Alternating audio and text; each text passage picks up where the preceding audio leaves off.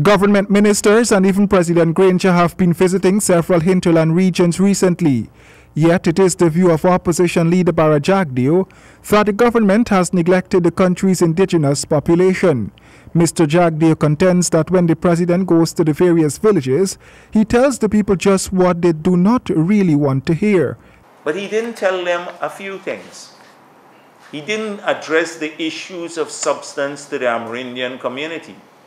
We had a couple of our MPs go to the mountains. They spent 7 days in the mountains in the Pacaraimas and visited 18 villages. And then they spent about, the same MPs went into the Upper Maas and visited 9 communities and spent about a week there.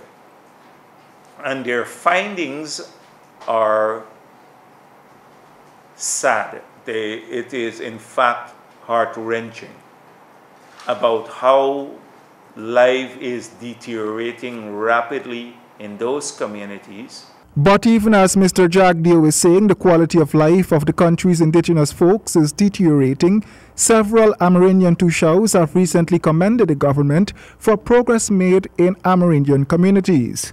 The key burning question on the minds of people: neglect. In the Upper Maas, they took away the firearms from a lot of those Amerindians who voluntarily gave them in the period of the amnesty with the promise that they will get it returned to them with licenses shortly thereafter, firearms that they used to hunt with.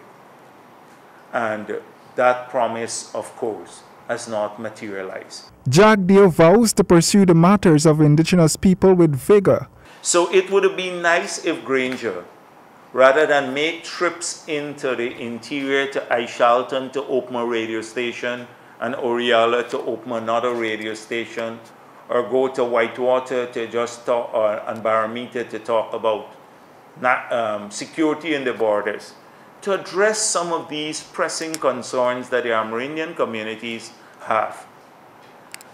Where you've seen the statement from the NTC, the National Tushaus Council, where they have been very, very critical of the government about the funding. Mr. Jagdeo, however, did not speak about the various educational and health services commissioned in those regions.